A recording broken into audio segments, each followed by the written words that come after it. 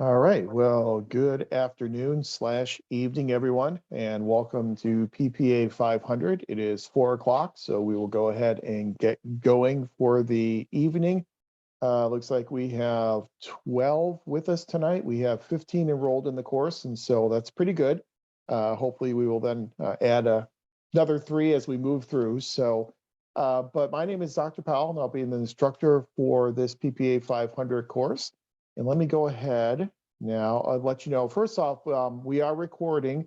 Just want you to know that all of our sessions will be recorded, and I will place a link to each recording up on our Canvas site. We are now using Canvas here at Long Beach. We're making that transition from what we used to call Beachboard into Canvas. And so I decided to go ahead this semester and make the transition. So all of our course materials will be housed on our Canvas site, and I'll take you on a little tour of our Canvas site in just a second.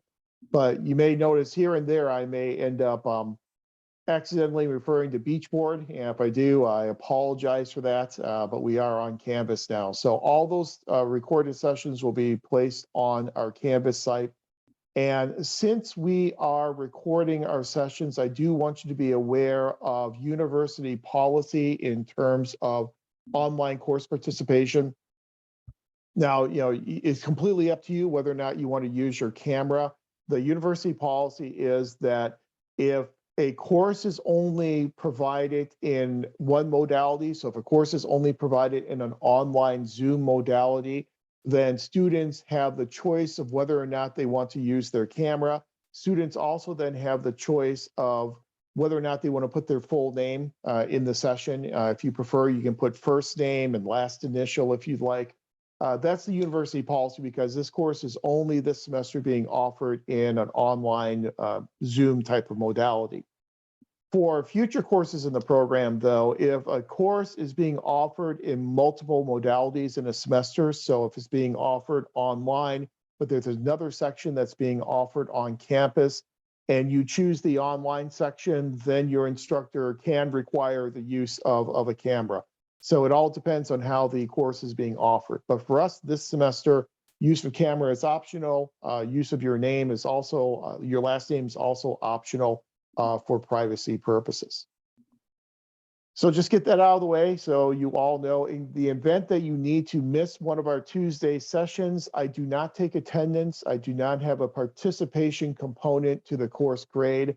I understand that you have busy schedules, and I also understand that there are a lot of government agencies that tend to schedule their meetings on Tuesday nights, whether it be a city council or a board. And if you are working in a city where you have to attend those city council meetings, they're on a Tuesday night, I understand that that's going to take precedence. And so you can always go back and watch the recording later on in the week. And then if you have any questions, you can always reach out to me for any questions or any clarifications. So I encourage you to be here every Tuesday at 4 o'clock. If something comes up, you're not able to attend, it certainly will not cost you any points. So before I jump into the course itself, let me tell you a little bit about me, and I'll do that very quickly, and then we'll talk about the course. The way I've envisioned our first meeting tonight is that we will go through a discussion of the course and the first half of the class. We'll take a brief break. I usually like to do about a 10 or 15-minute break. Then in the second half of the class, we'll turn our attention to talking about the program itself, kind of doing a refresher of some of the information that Dr. Matthews provided for you in the orientation for this semester, and then talking about the importance of being an accredited program and the mission and the values of the MPA program here at Long Beach. So that's how we're going to proceed tonight with our class session. But again, my name is Dr. Powell. This is, I guess, year number 22 for me here on faculty at Long Beach. It's hard for me to believe I'm in year 22. Seems like I just arrived here a couple of years ago. But before I arrived here, I taught for 5 years, 1 year in Florida at Florida Gulf Coast University, and then in the political science department for 4 years at Eastern Illinois University. So I guess when you add it all up, this is year number 27 as a full-time faculty member. I do plan on hanging around for a while longer, so I'm not about ready to retire yet. I used to be department chair. I served for about 10 years as the department chair. I served as department chair up until 2020. And now Dr. Butts has taken over as our department chair, but I'm continuing on as the director of our distance learning MPA program. And I've been the director of that program since 2005. In addition to teaching, I try to stay active in the community. For 6 years, I was a elected official on a local school district and did that for 6 years and got to apply a lot of the information directly to a lot of those types of decisions that we were making as a board. I've also served as the president of a joint finance authority here in Southern California for a couple of years as well. So we're always trying to find that nexus between the classroom, the theories that we offer in the classroom, and then applying those in the quote unquote real world of public administration in the public sector. So that's kind of me. Let's spend some time talking about this course, what it is, what we're trying to achieve, and some of the assignments you'll be doing, and most importantly, why you're going to be doing those assignments. Now, again, we are a hybrid online synchronous course, which means that we meet on Tuesdays at 4 o'clock, but we are a first half hybrid, meaning that this course only lasts for the first half of the semester. Way back in 2007, a former faculty member and I got together and designed these hybrid courses to afford you a little bit more flexibility in terms of being able to complete your degree a little bit quicker. And so what we offer now is we offer first half hybrids that meet for the first half of the semester, and then some other courses will be offered as second half hybrids, essentially allowing you to get 2 courses done in the time it would normally take you to do 1 course. So it's going to help you accelerate your program of study a little bit. So we are one of those hybrid courses. So what that means is again, that we meet through March 14th every Tuesday at 4 o'clock. I have my contact information up on the screen. Hopefully you can see the syllabus. If you can't see the syllabus, please let me know, but you should be able to see it. The best way to contact me is always via email. I'm very bad with voicemail, so emails I have pushed to my phone. And so if you have any questions or any concerns, please feel to reach out to me via email and I will get back to you as soon as possible. I almost always respond to emails within about 12 hours, and so you should get a pretty quick response.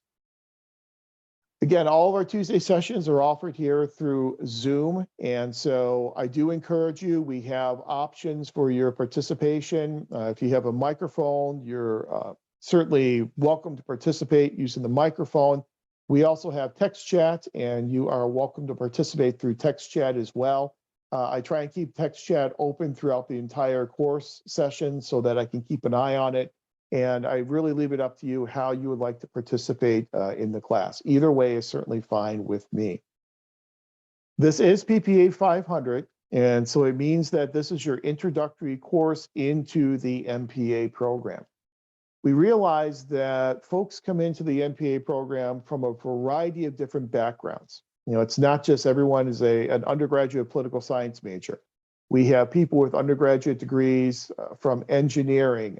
We've had microbiology in the past, chemistry majors, sociology majors, psychology majors, criminal justice majors, history majors, you name it. And so we recognize the fact that a lot of people come into the program without really having much of an introduction to the field and the discipline of public administration. So the primary goal of this class is to provide you with that introduction. We'll spend a good bit of time talking about American government, where public administration resides within the world of American government, the importance of American government for how we do public administration. We'll also spend a good bit of time talking about the discipline of public administration. We'll ask the big question of whether or not it's a discipline.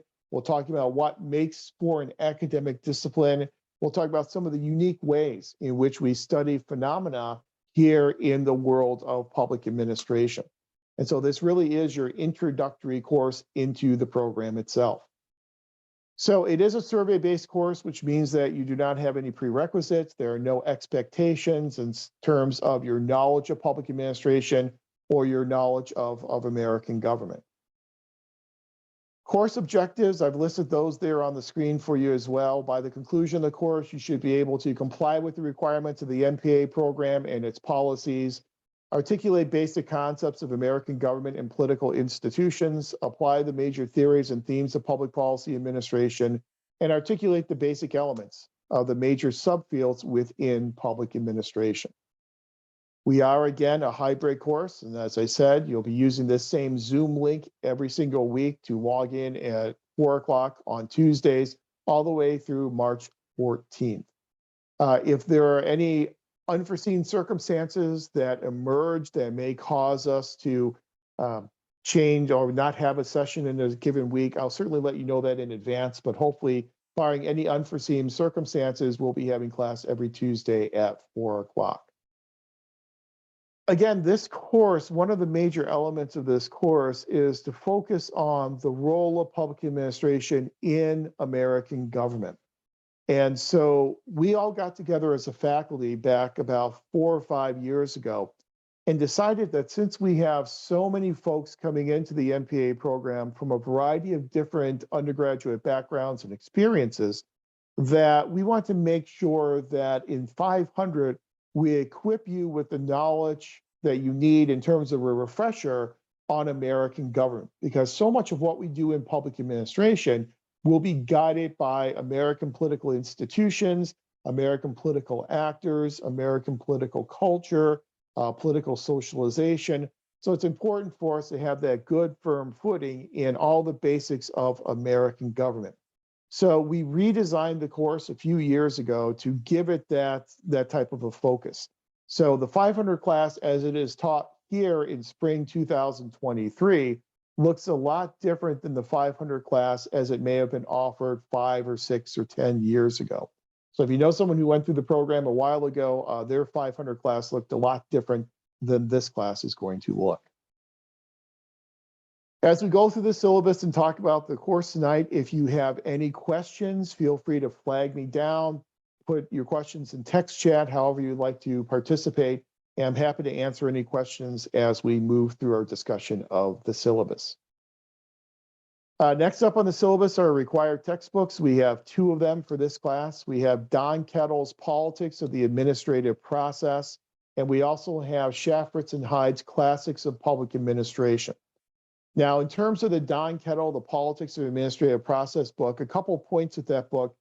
One is that Don has written a very good book that serves as a supplemental tool for us.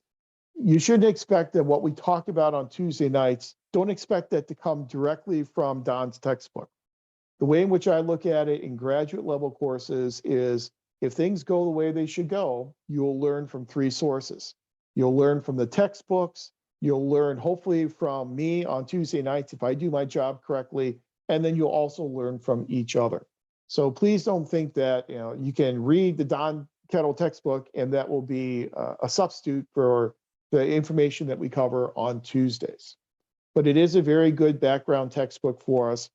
The Shafritz and Hyde is a collection of classical articles within the discipline of public administration.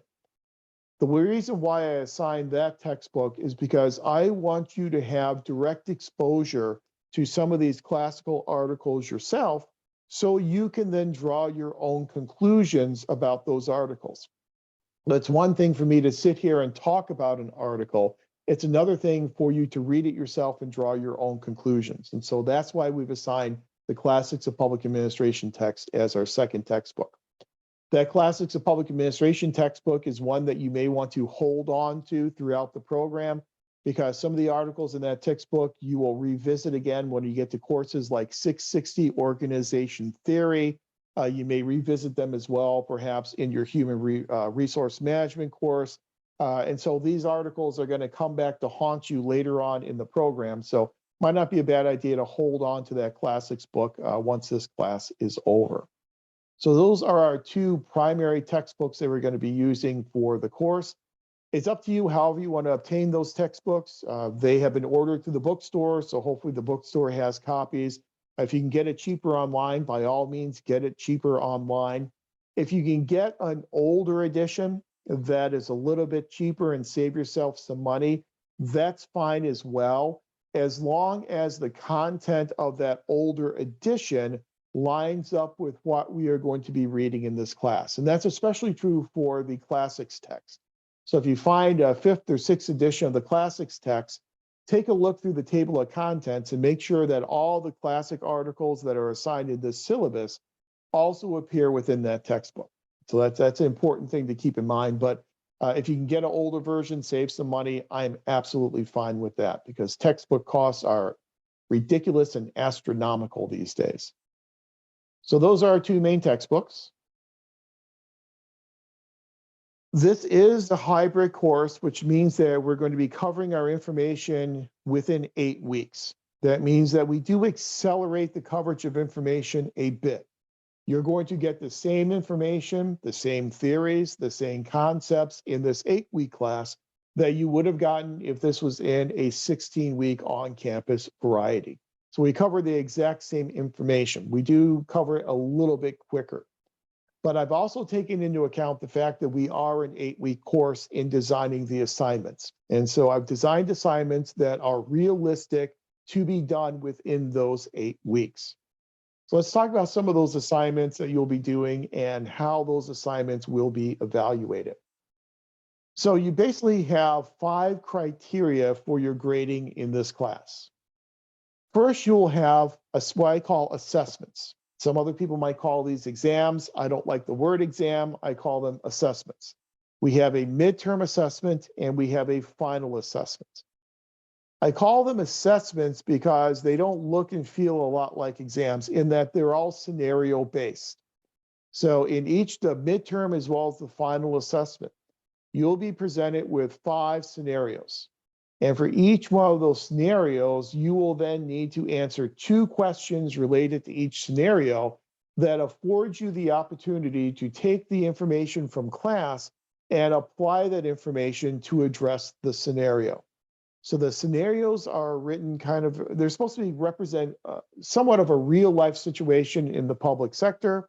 You will then be taking the information from class and applying it to address those scenarios. What that means is that there are not necessarily right or wrong answers to the scenarios on the assessments. Your job is to appropriately apply the information to that scenario and justify why you are applying that theory in that situation or applying that concept in that scenario. So your answers will be graded not necessarily on correctness or incorrectness, but rather they'll be graded on your ability to justify your answers. As for all of you who are working in the public sector, you're very aware of the fact that there is no one best answer to anything in the public sector. Everything depends upon the context. And I always tell all of my classes before we begin, I have a favorite answer and I have a favorite question. My favorite question is the question, so what? So we're going to learn about classic organization theory in this class. So what? Why are we learning these theories? How can we apply those theories? And the way we answer the so what question is by seeing the nexus, that connection between the concepts in the classroom and what we're doing in public organizations. So we always want to ask that question, well, so what? Why are we learning this? How can we apply this theory in practical public administration? So what's always one of my favorite questions. My favorite answer is one that really frustrates a lot of people, and that is, it depends.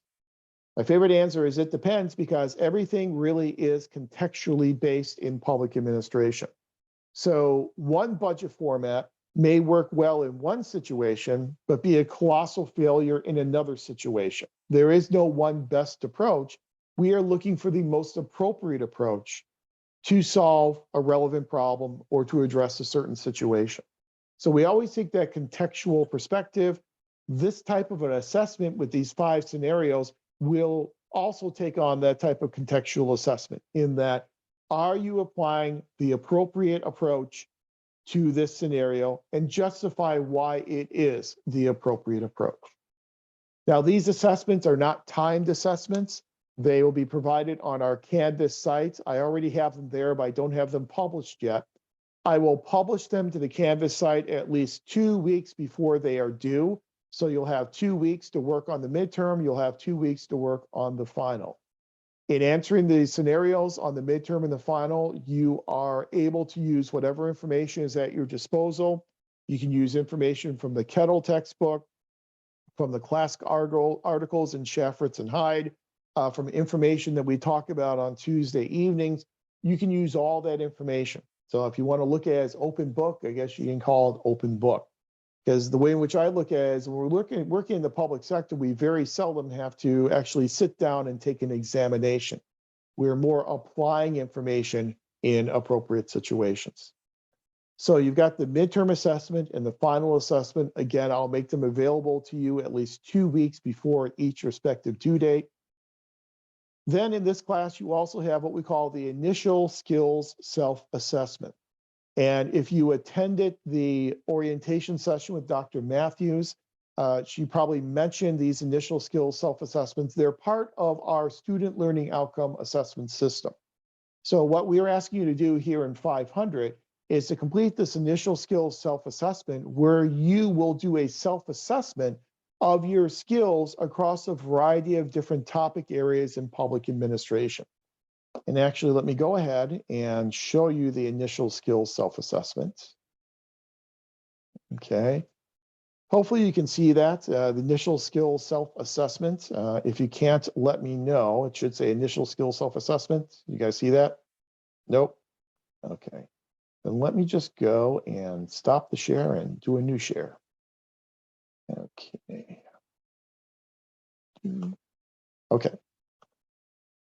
All right, how about now? Do we see initial? Okay, we'll just have to bounce back and forth. Okay, this is the initial skills self-assessment. So this is one of your assignments in this class. This is essentially a credit, no credit assignment. So there are truly no right or wrong answers on this. This is you giving me an assessment of your skills across a variety of different topic areas. You'll see in this initial skills self-assessment, there are 3 parts to it. The first part is one that you'll be able to do relatively quickly. And in this first part, you will use a scale of 1 to 5 to indicate how much you think you already know in these different areas of the program.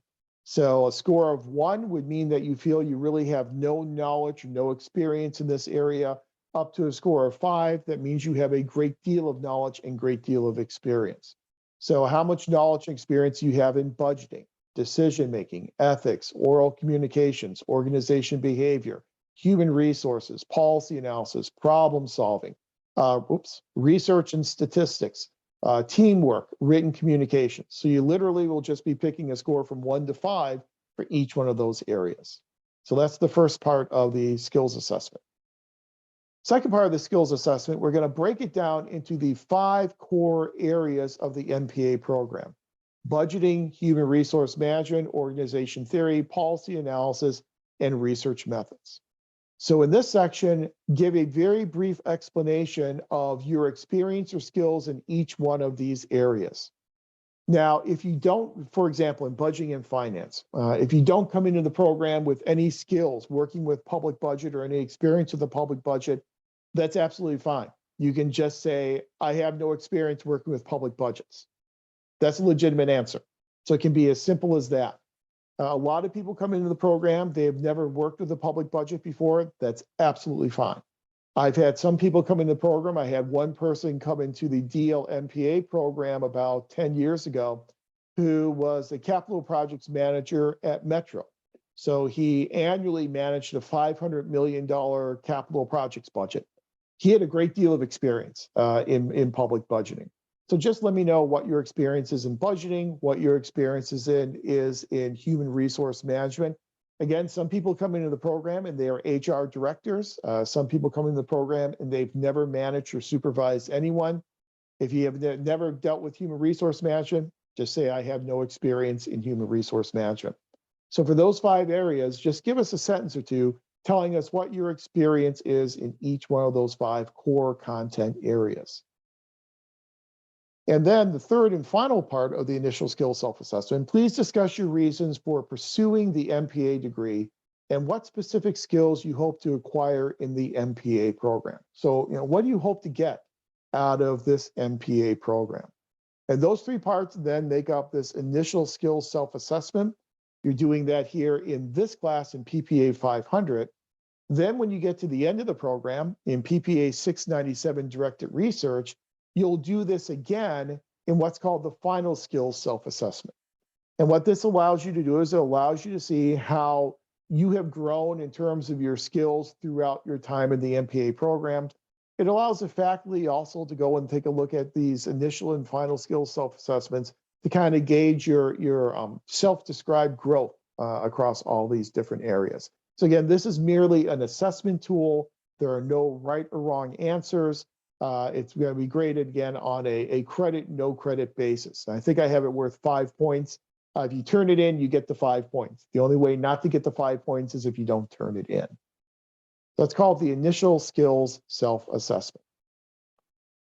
Okay, let's jump back here into the syllabus. I hate that we have to jump back and forth, but it kind of is what it is. Okay. All right, hopefully you should be back at the syllabus now. And so that's your initial skill self-assessment. That's another component of your grade worth 5 points, credit, no credit basis. Then another aspect of what you're going to be doing in this class is what we call we'll just shoot to advancement to candidacy, what we call a draft advancement to candidacy form. The draft advancement to candidacy form is basically your program of study. And so before you can graduate, and hopefully early on in your program, you will complete an advancement to candidacy form where you lay out all the courses that you plan to take during your time in the MPA program.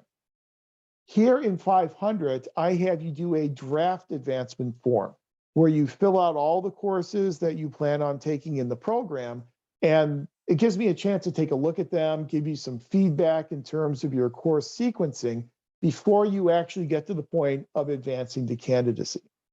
Now, no one can advance to candidacy official advancement to candidacy, until they have already completed 6 units, 2 courses in the program with a cumulative GPA of 3.0.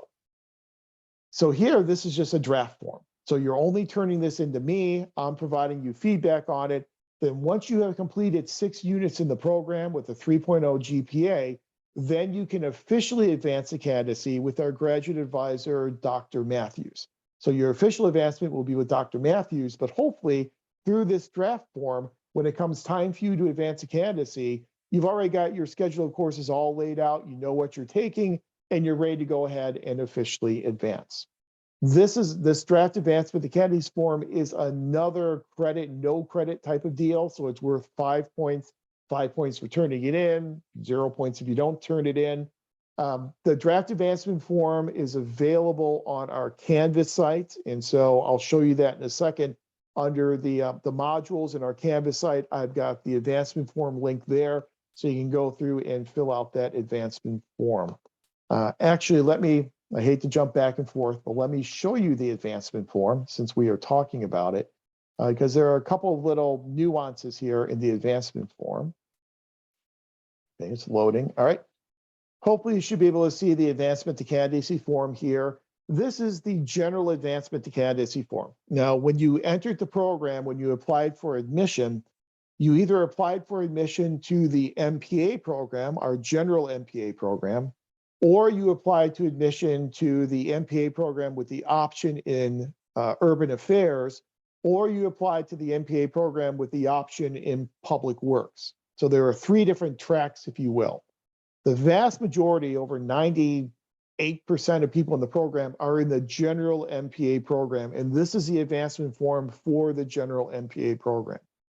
If you happen to be in the option in public works or the option in urban affairs, I've also provided links in our Canvas site to those forms as well, but I think the vast majority of folks will be filling out this general advancement to candidacy form.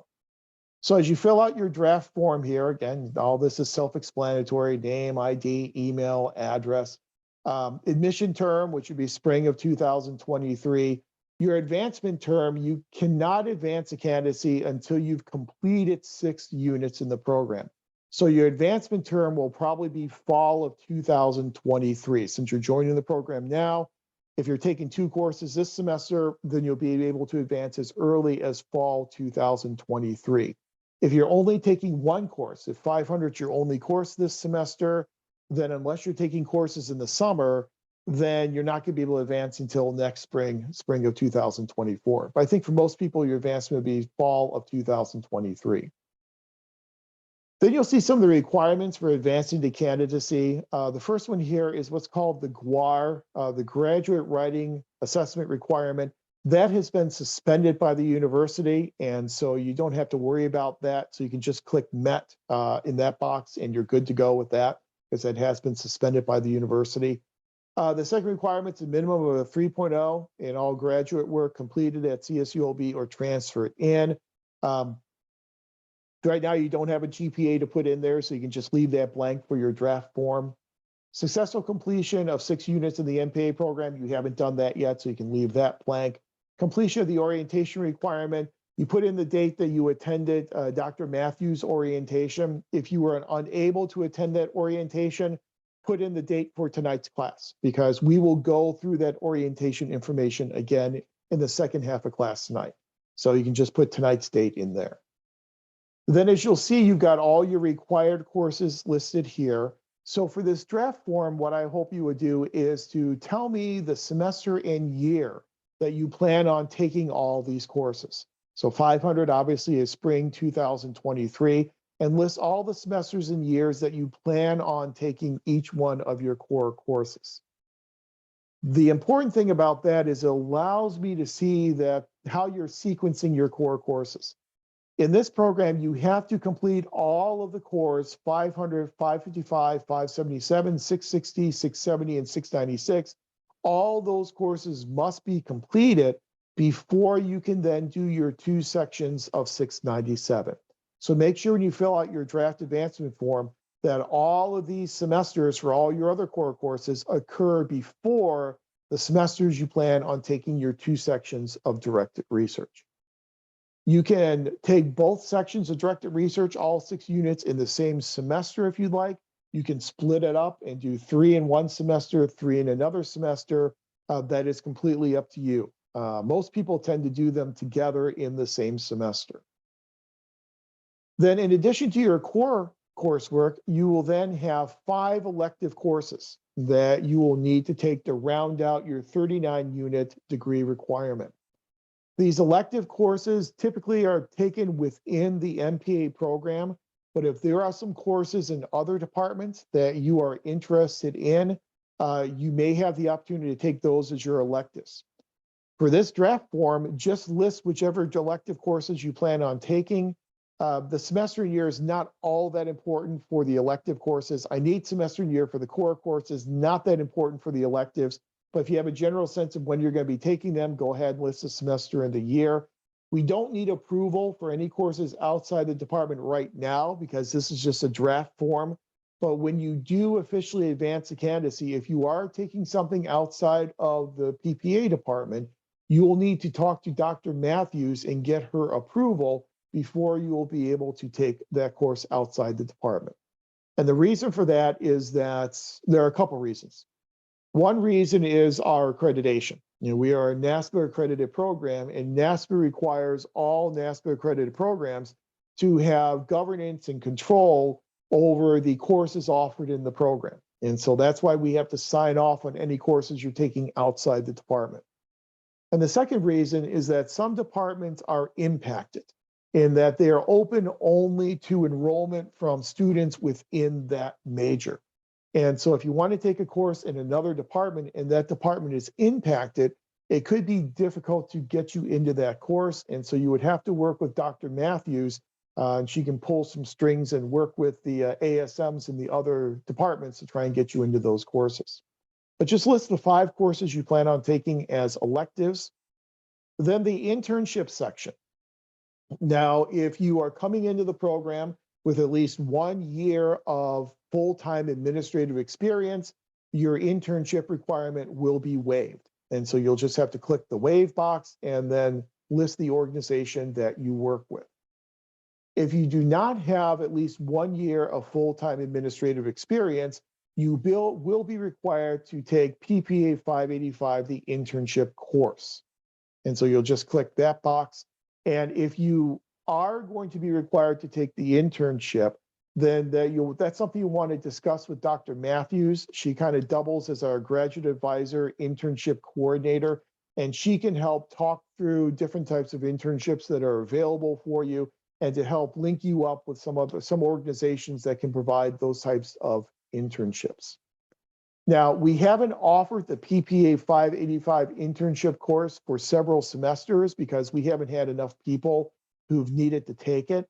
That's going to be up to Dr. Butts whenever he has that critical mass of people that he can go ahead and schedule that section. He'll go ahead and schedule it again. But just let you know, we haven't offered it over the past few semesters because so many folks come into the program with their internship requirement waived. But that's for your internship requirement there. And that's essentially the form. So you'll just fill that form out. You'll submit it to the Dropbox here in our Canvas course. I will look it over. I'll give you some feedback in terms of your course selection, your course sequencing to get you ready to go. Once you are able to officially advance, you'll be ready to hit the ground running. So again, this is credit, non-credit, 5 points for turning it in. No right or wrong answers, just affords me the opportunity to give you a little bit of feedback. Okay, let's switch back now to our syllabus. Then your other criteria that you will be evaluated on will be your discussion board postings. And here in Canvas, I guess we refer to them now as Canvas essays. You know, under Beachboard, we call them discussion boards. On Canvas, they call them Canvas essays. It's the same type of deal. You will have your first Canvas essay is an introductory essay. That is not graded. That's just something between now and Sunday, or now and next Monday. If you could go ahead and just introduce yourself in that introductory post, tell us who you are, maybe what you do, why you're in the program, what you hope to get out of the program. Just a quick paragraph, just to introduce yourself. Again, that's going to be ungraded. But then Canvas essays number 1 through 5 will all be graded assignments. And let me go ahead and take you down to where we discuss each one of those. So let's just scoot down here. Here are your Canvas essays. Again, what I'm looking for in these Canvas essays is I'm looking for an initial response. And so I provide you a prompt, and then you'll respond to that initial prompt from me. Typically 2, 3, 4 paragraphs will usually be good enough to get the job done in responding to that initial prompt. And then you will respond to 2 of your classmates. You'll be doing this each week. So an initial post and then responses to 2 classmates. Your responses to your classmates can obviously be much shorter than your initial post. You know, we're looking at, a few sentences, maybe a paragraph response to your colleagues. In your response post to your colleagues, obviously it should be professional, it should be supportive, it should be hopefully something that kind of pushes the discussion forward. So, maybe someone has talked about a program that you've worked with in the past, and so you share your experience with that program in response to their discussion board post. So each week, with the exception obviously of the introduction, but with each week, Canvas 1, 2, 3, 4, and 5, you'll be giving me an initial post, 2, 3, 4 paragraphs, and then responses to 2 of your classmates. And you'll be doing that for each of those 5 weeks. Now, we do not have a Canvas essay assignment each of our 8 weeks. You'll see as we go through the schedule, when there are weeks when something else is due, I oftentimes give you that week off from Canvas. And so that's why we only have 5 graded Canvas assignments. But if I keep on going down here, I'll be able to show you. We got to go all the way down to here. I believe I have it in here. Here are the prompts that I'll be providing for you. So Canvas essay number 1, your first discussion board. Please respond to the following question. Your response should be well written and thoughtful. Most responses, again, are about 3 to 4 paragraphs in length. In Federalist Paper number 10, which is one of the Federalist papers that you will be reading for next week, Madison cautioned us against the negative effects of factions. Do you believe that America is more factionalized and divided than in the past? Provide examples to support your opinion. What can be done to control the effects of factions more effectively? And then you'll then be responding to 2 of your classmates. So that's Canvas essay number 1. It's very much our American government type of coverage. Discussion board 2, your second Canvas essay. This one looks at ethics, and we'll spend some time talking about ethics and the code of conduct from the American Society for Public Administration. I'll share that code of conduct with you in class, and we'll talk about each of the principles. For this discussion board, select 3 of those principles in the ASPA code of conduct that you think would be most challenging for your position and or your organization. Explain why those principles are challenging in your organization, and then respond to 2 classmates. So this is our coverage of ethics in this class. Depending upon program, NASPA requires that every accredited program have some focus on ethics and accountability, and rightly so. And there are 2 ways that programs can do it. One way is to have a standalone required course in public sector ethics. The second way is to have coverage of ethics throughout your core curriculum. And we have decided on the latter approach. And so that's why we incorporate ethics throughout all of our core courses, starting here with your second Canvas essay here in PPA 500. Your third Canvas essay, consider Graham Allison's argument regarding similarities and differences between public and private sector management. We will read an article by Graham Allison looking at public and private sector organizations and if they are similar in all unimportant respects.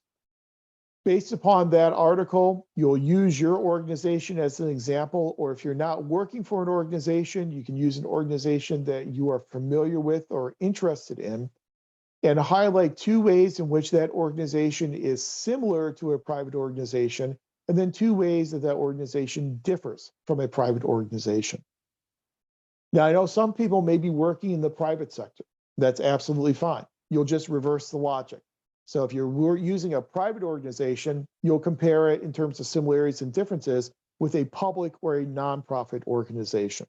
If you're working in a nonprofit organization, compare it with either a public or a private organization. It's completely up to you. We want to make sure we accommodate everyone regardless of what sector you are working in.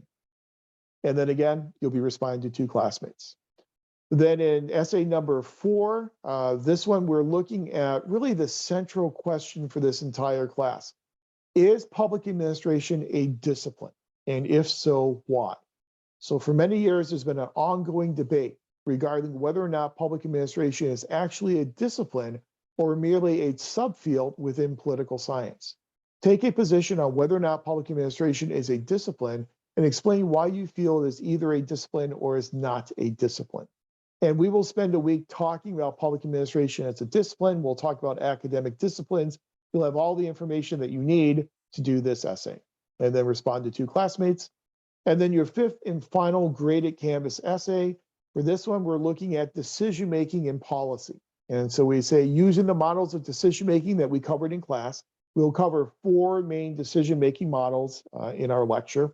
Select one public policy that you are familiar with and discuss which decision-making model was used in the development of that public policy. Are there other decision-making models that better characterize the policy process? So we'll be selecting one of those 4 and then telling me why that was the one that was used in coming up with that public policy. It doesn't say it here, but as always, respond to then 2 of your classmates. So those are the Canvas essays that you are going to be doing throughout the course. Again, an initial post, and then responses to 2 of your classmates.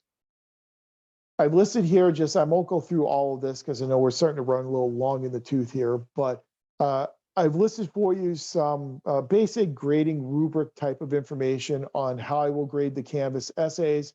Most of the grade, 20 out of 30 points, will be based upon your initial post, and then 5 points for each one of your responses to classmates. Do make sure that you proofread your post before you post it. Make sure that's of academic quality. A lot of people like to compose their posts in a word processing program like Word, and then copy and paste their post into Canvas essay. That's usually a good practice because you can spell check and proofread it before you've actually posted it. Sometimes it leads to some funky things with the formatting. Don't worry about that because I understand that sometimes copying and pasting in the Canvas, things can get a little funky, but it is good to make sure that you've proofread it, that it does look something that is of graduate level quality. I'll go back up here and show you our breakdown for grades. So you've got your initial skill self-assessment, credit, no credit, worth 5 points. Draft advancement to candidacy form, credit, no credit, worth 5 points. a midterm assessment worth 100 points, a final assessment worth 100 points, and then 5 Canvas essays, a total of 30 points for each of those, for a grand total of 150 points for your Canvas essays, for a grand total of 360 points for our term together.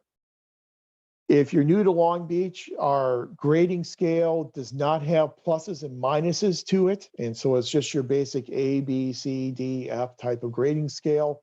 I do tend to have what I call a 1 percentage point flexibility rule that, say, for instance, at the end of our term together on middle of March, you have an 89%, but you've turned everything in on time and you've participated in the class. You've given it what I like to call the old graduate school try. I will give you that 1% boost up to the A grade. But to get that 1 percentage flexibility boost, you will need to turn everything in on time and really give it the effort that you should be giving to a graduate level course. I usually also get on my soapbox in terms of what an MPA program is and what we're trying to do in MPA courses.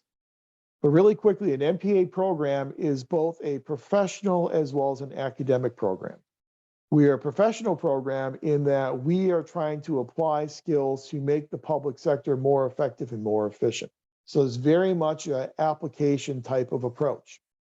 However, we are also an academic program in that we are a master's level program, which means we have certain academic expectations of you. So you want to make sure that the work that you are turning in, whether it be your Canvas essays, whether it be your responses to the midterm and the final assessments, that those responses are of academic quality, that they're insightful, that they're well written, that they are proofread. Those are still expectations of any academic type of program. So that's your grading scale. Those are the assignments that we'll be doing. And again, I tried to keep the assignments limited so that it's realistic, that it's something that we can do within an 8-week course, in addition to, probably having a full-time job, having family obligations. We tried to keep the assignments as realistic as possible.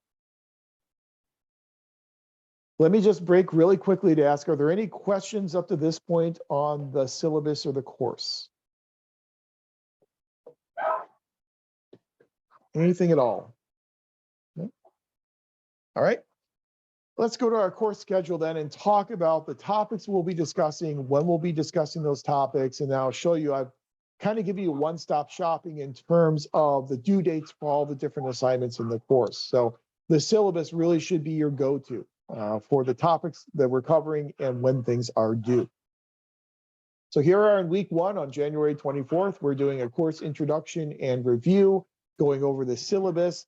I will then in the second half of class take you through an introduction to the program, hitting on some of the elements that Dr. Matthews covered in the orientation session, but then also talking a bit about NASPA accreditation, why it's important to be an accredited program, where our program currently is in the accreditation cycle, because this is a very important year for us in terms of our national accreditation, and talk to you a little bit about the mission of the program and some of the values that underlie the mission of the program.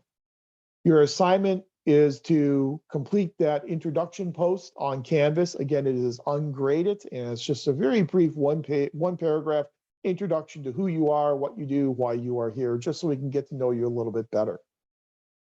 Then next week on the 31st, we have kind of a unique session in that we are fortunate to have our librarian, Kelly Janicek, who will be coming into the course in the first half of our class session next week to give you a library primer and tutorial. Now, if you're new to Long Beach, you've never used a Long Beach library or the electronic databases before, this is a really essential piece of information that you'll get from Kelly. I always invite Kelly into every one of our 500 sections in order to come and give you this type of tutorial. She will walk you through information that is specific to doing research in the field of public administration. The way in which a library works is each librarian has their different area of expertise. For Kelly, her primary areas of expertise are political science and public administration. So she'll show you some of the most useful databases that you can utilize moving forward in some of your future courses to do a variety of different research topics within the field of public administration. So our entire first half of the course, session probably go from about 4 to about 5:30. I'll turn it over to Kelly, and she will then lead that tutorial for you. Then we'll take a break, and then after our break, we will get into our discussion of the fundamental concepts within the study of American government. We'll talk about the foundations of American democracy. We will talk about the Articles of Confederation. We will go through the Constitution, because I don't know how many times you've had an opportunity recently to actually sit down and go through the 7 articles of the Constitution and the Constitution's 27 amendments. We will go through that because as public administrators, our touchstone for everything that you do will be the Constitution. You know, we've had a lot of discussion as a society recently about what we call qualified good faith immunity. Years ago, public administrators had what was called sovereign immunity, that if you are working for a government, that government was sovereign. And if you're working for a sovereign entity, then your actions are essentially beyond legal reproach.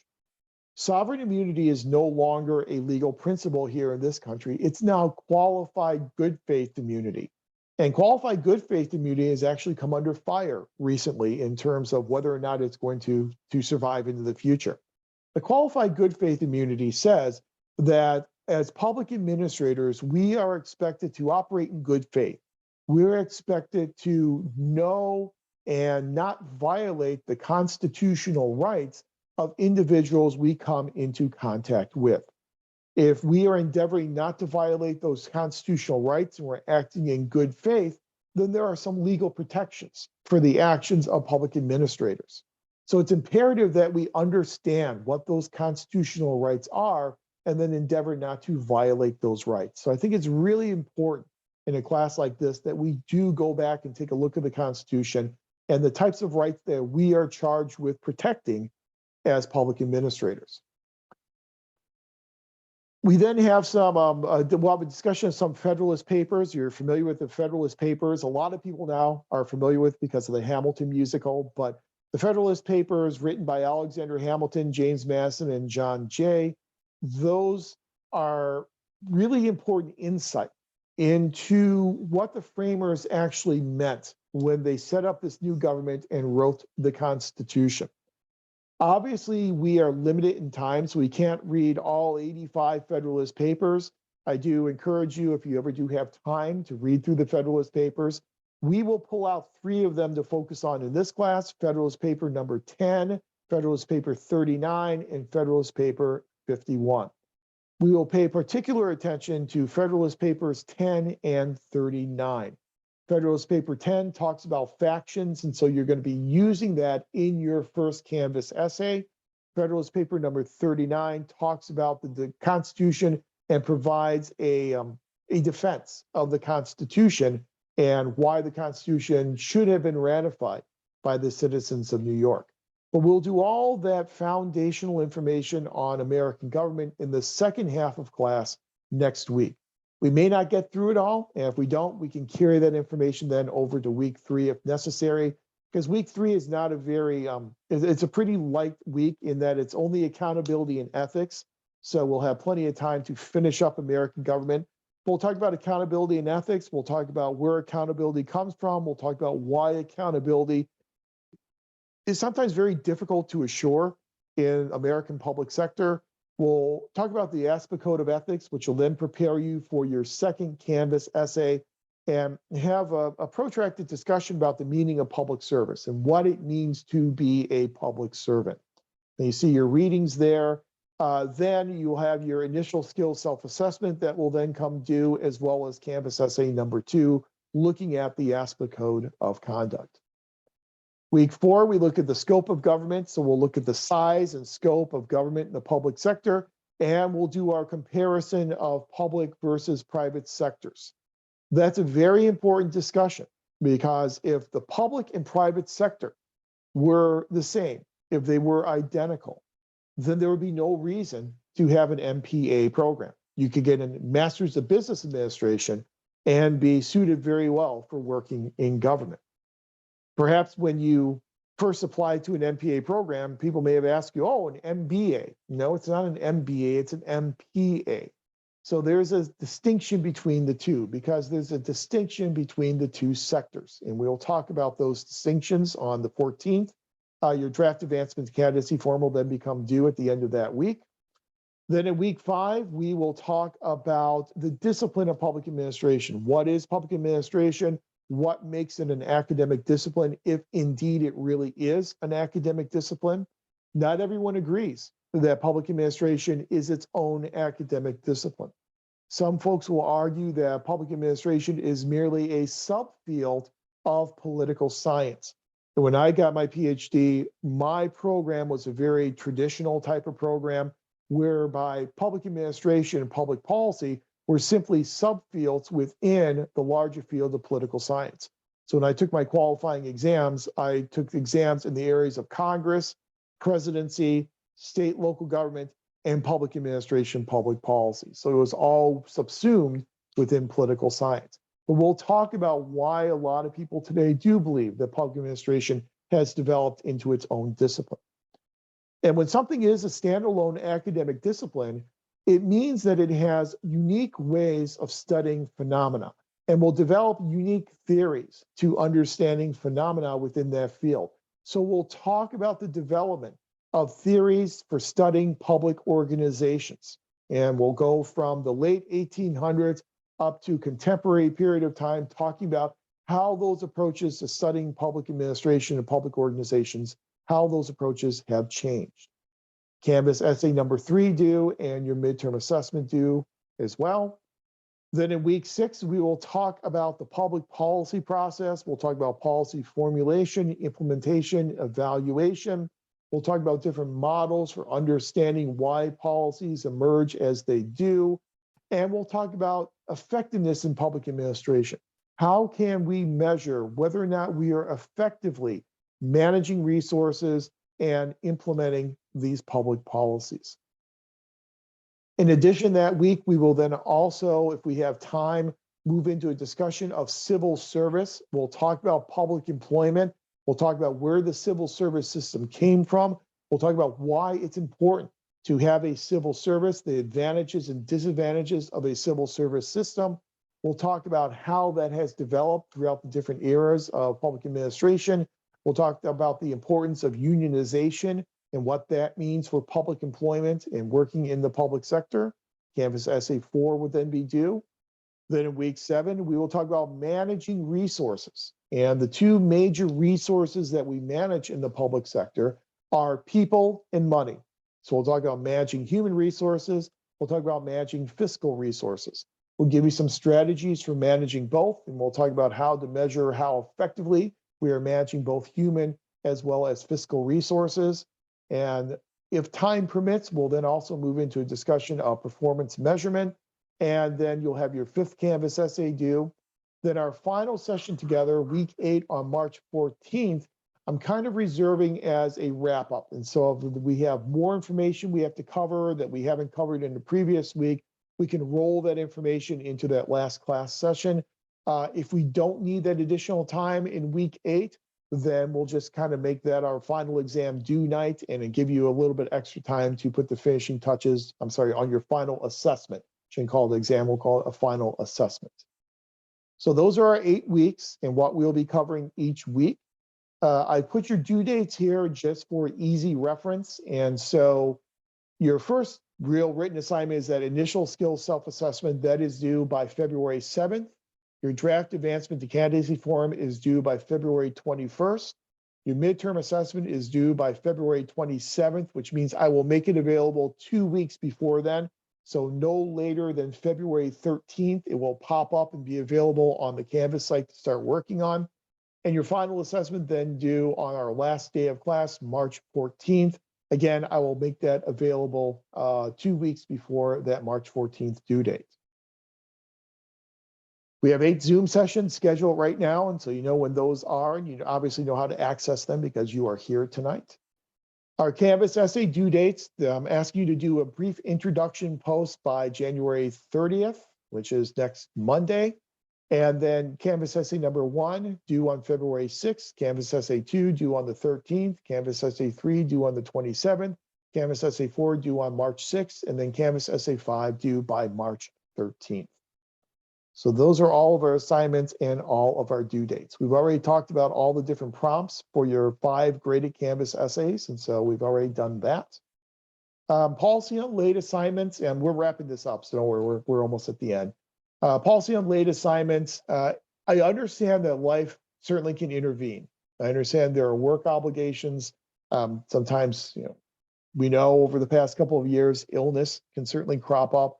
So if for some reason you are not able to get an assignment turned in by the due date, please do reach out to me, send me an email, tell me what is going on, and I'm sure we can come up with a reasonable extension for you. If you don't contact me and the assignment's not turned in, then the late policy will kick in. The late policy is a 10% penalty for every 24-hour period that an assignment is late. So it's good to try and avoid that if at all possible by being proactive and reaching out to me. All assignments will be delivered, obviously, electronically. I have set up drop boxes for the initial skills self-assessment, the draft advancement to candidacy form, the midterm assessment, and the final assessment. There are different drop boxes for each one of those, and you'll turn those assignments in through each of those respective drop boxes. And then you will participate with your 5 Canvas essays by posting those directly into those designated discussion areas. So everything is coming in through Canvas. This is our first semester moving to Canvas. I've used it in the past in other venues, but so I'm relatively familiar with Canvas, but there's still kind of a learning curve as we move to Canvas. And so if you have any questions as assignments come due about where to turn something in, just send me an email and I can certainly walk you through it. Also, Academic Technology Services, ATS, has a lot of good resources, tutorials, and videos that you can watch on how to get started with Canvas and how you can use all the different features of Canvas. Those are all available once you log into the Canvas site. They should all be on your splash page, links to those, and you can go and do those tutorials if necessary. I do use very much of a bare bones Canvas site, and so I don't use all the bells and whistles that Canvas has, but it's certainly enough information that we need in order to successfully complete the class.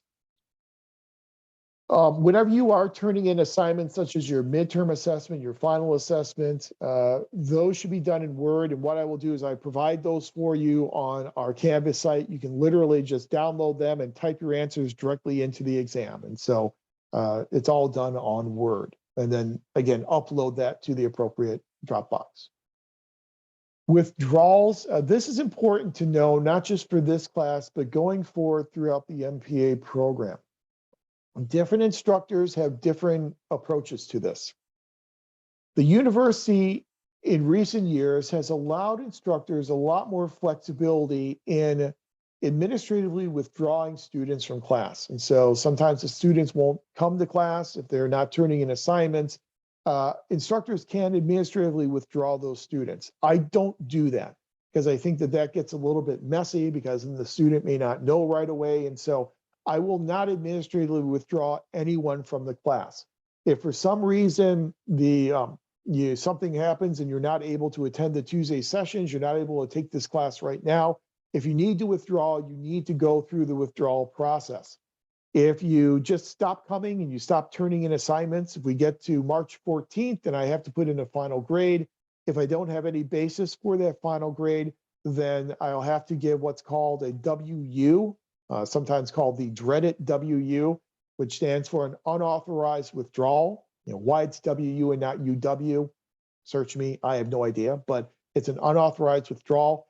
That counts as an F for GPA purposes. So we want to avoid any type of WU on your transcript.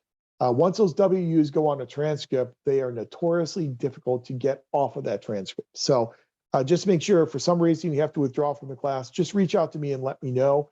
So I'll be prepared once it comes time to do our final grading. Incompletes, I usually don't grant incompletes unless there are truly extraordinary circumstances. So I say here, the most extraordinary of circumstances. And so if one of those extraordinary circumstances occurs, let me know. We can discuss an incomplete. University policy requires that at least 2/3 of the work must be done before an incomplete can be granted. If you have any need for disability accommodations. I have it on here, DSS. It's now BMAC, the Bob Murphy Accessibility Center, BMAC. You can reach out to BMAC, and BMAC can then contact me with whatever reasonable accommodations need to be made. I have never turned down a reasonable accommodation, and so we can always make those provisions if necessary. But you do have to register with BMAC and have that official letter that gets sent to me before you can make those accommodations. Nice thing about this course is we don't have any timed exams, and usually the accommodations usually deal with extra time on an exam. We don't have any of that, and so usually it's not an issue. But if you do have an accommodation, feel free to send that letter to me and we can get that recorded. So I said I don't have an attendance requirement in the Tuesday sessions. It's up to you whether or not you want to be here. I strongly recommend you are, because there'll be information that we provide on Tuesday that you're not necessarily going to get in either of the textbooks. And so it's good practice to be here. If for some reason you can't be here, I will always have the recording loaded up on the Canvas site by the following morning. So sometimes it takes a while for the file to extract, takes a while to add closed captioning. And so it won't be that same evening, but by Wednesday morning, I should have the link provided for you on our Canvas site. Clearly, you have the technological requirements met because you are in class tonight. Again, it's completely up to you whether or not you want to use your camera. Also completely up to you whether or not you want to use your full name in the session. It's your choice in terms of privacy. I will not make any changes to the syllabus unless we fall behind in information. And so sometimes we don't cover everything in one night. We have to move it to the next week. Those are the types of changes that we will have in the syllabus on occasion. I'll never move any due dates up on you. So it'll always, anytime we have a change, the change will be for your benefit. So for example, next week, depending on how long Kelly Janicek's library tutorial will take in the first half of class, I don't know how much time we're going to have in the second half of class. So some of that information on American government, we may have to push to the following week. And that everything else on here, boilerplate information that's required by the university administration, university syllabus policy. And so you can read through all that on your own. Cheating, plagiarism, I run everything through Turnitin, but again, it's not that big of an issue for us because it's really impossible to plagiarize on the advancement candidacy form or on the initial skills self-assessment form because of the scenario-based nature of the midterm and final assessment. And it's real difficult to do that there as well, but I still run things through Turnitin just kind of as a normal practice. The civility statement, this is something university added on to syllabi a few years ago. Again, we're going to obviously behave in a professional, very civil manner in the class, always professional, very supportive comments to colleagues in the discussion area. And I think all that pretty much goes without saying, so we will leave that as it is. So that's the course, and that is the syllabus. Do you have any preliminary questions about the course or anything at all syllabus related?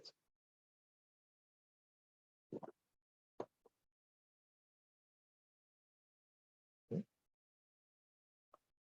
All right, looks like everybody is good. Thumbs up. All right, very good. Then I would recommend that at this point, let's go ahead and take our break for the evening. Let's take about a 10-minute break tonight. We'll call it come back at 5:20. And come back at 5:20, we'll go through some elements of the program, kind of rehash some of those things from your orientation, talk about accreditation, talk about mission and values, and then hopefully call it a little bit of an early night tonight. So come on back at 5:20 and we'll talk program requirements.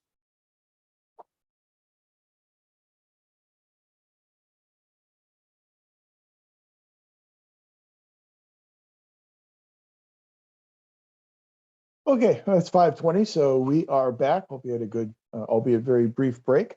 What I thought we'd do in the second half of class, as I said before, is to take you through some of the requirements of the program. I know that most of you, hopefully all of you, but at least most of you were able to attend the orientation that Dr. Matthews held for you for the spring semester.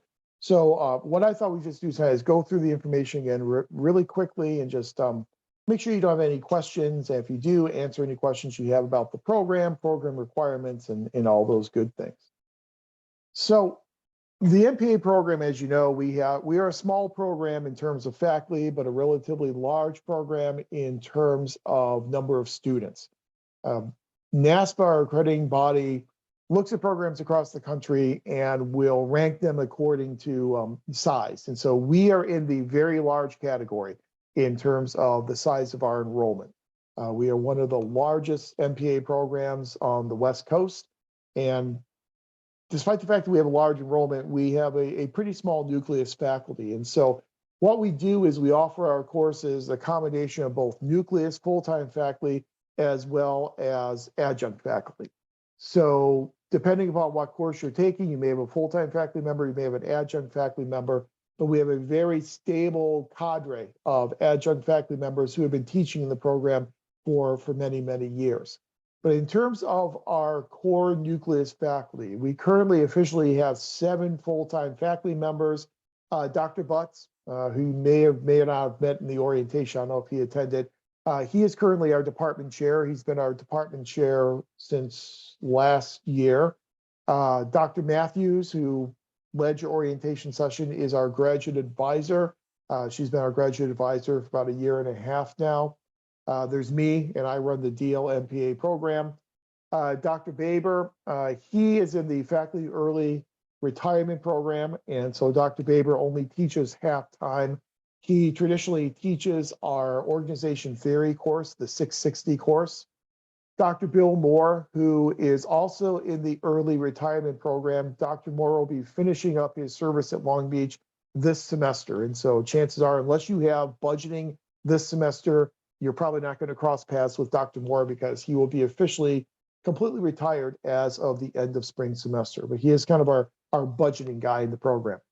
Dr. Ed Martin, he does primarily public personnel and human resource management, seminar and urban affairs. And then our newest faculty member, Dr. Tina Zhao, she's been with us now for, I believe she's going in her 3rd year now. She teaches primarily policy, and she's also going to take on the responsibility of teaching a lot of the budgeting courses now that Dr. Moore has retired. So those are our full-time core faculty members. Dr. Matthews is our graduate advisor. She's the official graduate advisor, so she gets a course release for doing graduate advising, but all full-time faculty members can provide advising for you. So if you start working with a faculty member, you build a rapport with a faculty member, you can always get advising information from that faculty member. It's just that Dr. Matthews is our primary advisor for the program. We don't assign people to faculty members for advising, and so you can go to whomever you would like if you have questions about the program. But kind of your one-stop shopping expert in the program now is Dr. Matthews as the grad advisor. As you know, it's a 39-unit MPA program, and so you know your core courses. This course, PPA 500, PPA 555, Public Budgeting and Finance. That course is designed to give you an introduction to the different types of budgets that are used, give you an introduction to government accounting, give you an introduction to the different types of funds that governments use to manage their public taxpayer money. We'll give you an introduction to different sources of revenue, both tax-based as well as non-tax sources of revenue. Moving forward, Dr. Zhao will be leading up those sections of public budgeting. I also offer one section of public budgeting in the summer. And so this summer, session 1, I'll be doing a public budgeting section. I teach it in the same way as this 500 class, as I do it in a synchronous online type of method using Zoom. So that will be offered this summer. PPA 577, Public Sector Human Resource Management. Again, Dr. Martin is our core faculty member for that course. PPA 660, Organization Theory. Currently, Dr. Baber is our core faculty member for that. Once Dr. Baber fully retires, we'll obviously have to shift some assignments, but there's a big overlap between what you cover in organization theory and a lot of material that you get in the classics text for this class. And so in this class, we will set you up very well to succeed in the organization theory course because you will get exposure to a lot of those same theories and theorists that you'll be taking in 660. 670, Public Policy Issue Analysis. This is a course usually taught by Dr. Matthews, sometimes Dr. Zhao as well. On occasion, Dr. Butts will contribute to it, and I have been known to teach a section or two in policy analysis. And then PPA 696 research methods. Dr. Matthews may have mentioned to you that our research methods course now is really offered more as program evaluation. Years ago, when I first arrived at Long Beach over 20 years ago, we taught research methods as classic social science research methods. So research designs and sampling and all those types of things, as well as statistics. What we found is that we needed a more applied focus. And the more applied focus in research methods is really program evaluation. Because where do we apply research methods in the public sector? To the evaluation of public programs. And so now it's taught much more as a program evaluation type of focus, even though it's still officially called research methods. So we basically take research methods and place them within the service of program evaluation. All of those core courses, 500, 555, 577, 660, 670, and 696, must be completed before you are able to enroll in your 2 sections of 697.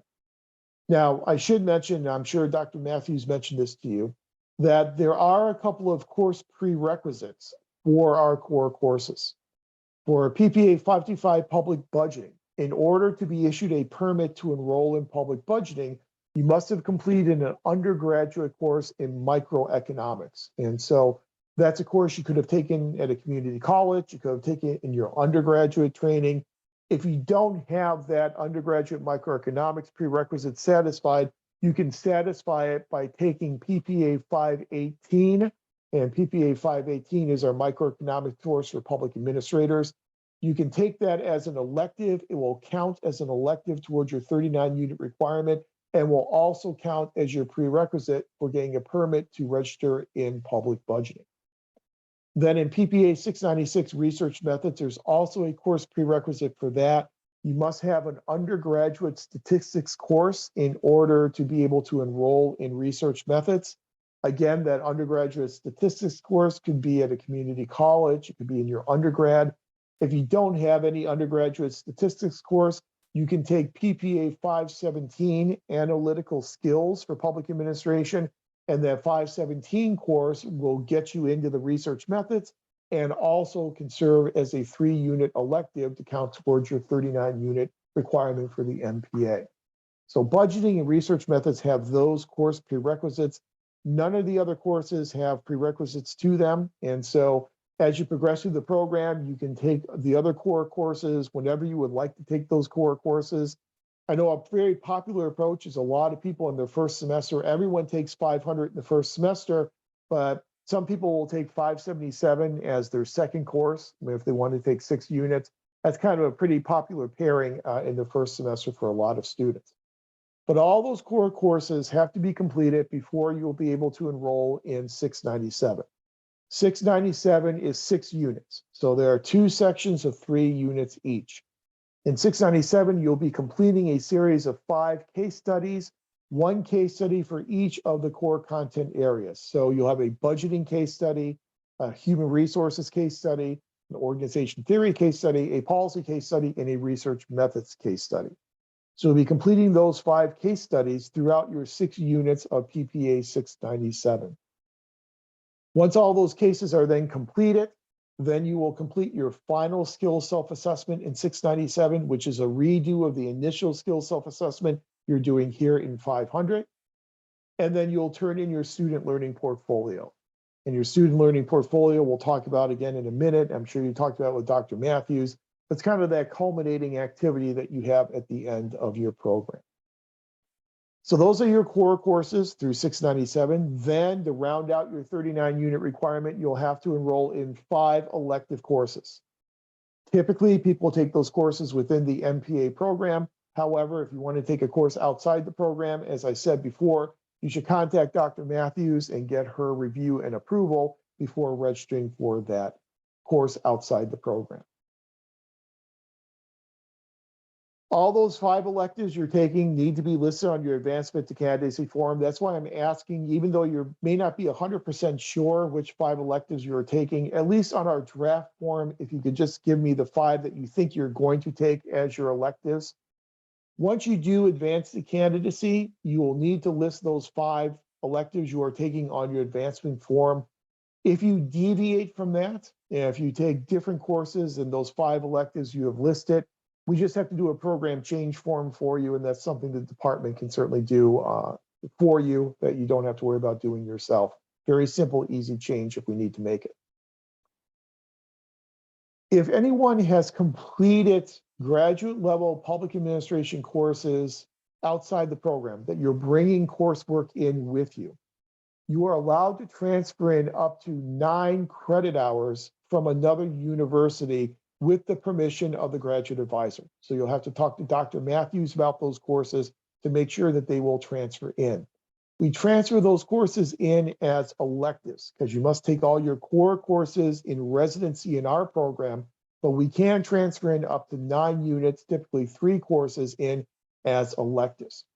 Those courses that you're trying to transfer in must be from an accredited university, a regionally accredited university, and they must be at the graduate level. So they have to be graduate level courses if you want to transfer them in. But again, talk to Dr. Matthews and she can help you with any transfer courses you may have. Some of the program requirements, again, I know you discussed at the orientation, we also discussed tonight, everyone must advance to candidacy. You advance to candidacy after you've completed 6 units with a cumulative GPA of 3.0. You are required by university policy to advance to candidacy at least 1 semester before you plan to graduate. So you're not allowed to advance to candidacy in the semester in which you are graduating. So at least 1 semester before the semester in which you are going to graduate. Another requirement is you must be enrolled in the semester in which you are advancing. So most people advance in the fall or the spring, and so enrollment's really not much of an issue, but you have to be enrolled in the semester in which you are advancing. Again, that advancement, as I showed you, the advancement form, it's a listing of your courses and the sequencing of those courses.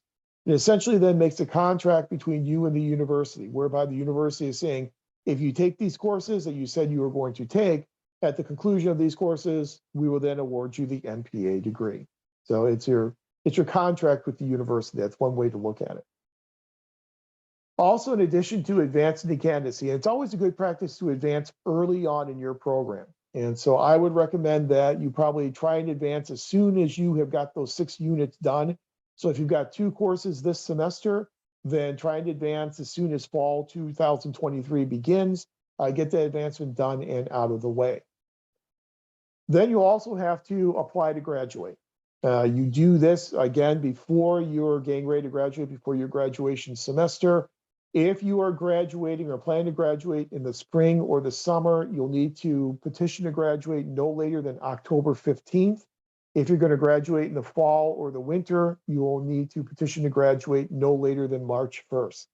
The petition to graduate is the trigger mechanism for enrollment services to then look at your advancement form, compare it to the courses you have taken, and make sure you have taken all the courses that you're supposed to take to fulfill your degree requirements. If enrollment services, after you petition to graduate, does that, what they call a grad check, and they find out that there's a discrepancy, then they will contact the PPA office, contact Kathy Allen, and then Kathy will take care of a program change for you if necessary. So those are 2 administrative things to keep in mind: advance to candidacy and then petitioning to graduate. If you miss the petition to graduate deadline, there is a late petition to graduate process whereby you can apply after the deadline. They'll just charge you an extra penalty of like $10 or $15 or something like that. I've never seen them deny a late petition to graduate, but it's still best to try and get your petition in by those due dates. Now in 697, again, as we said, you're going to be taking 6 units, 2 sections of 697, in which you'll be completing those 5 cases, 1 case in each of those core content areas.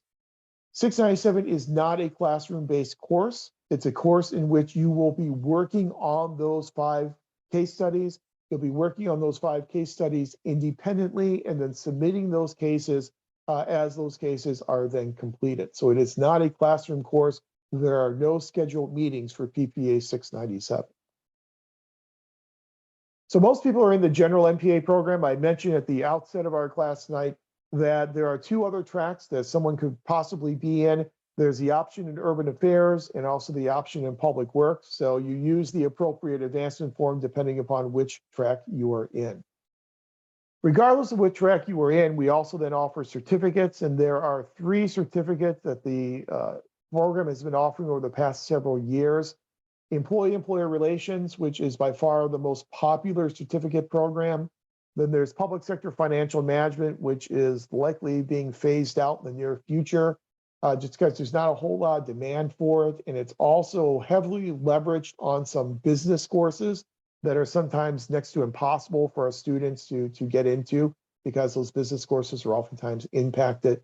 And then another certificate in public management analysis. Again, that's not a very populated certificate program.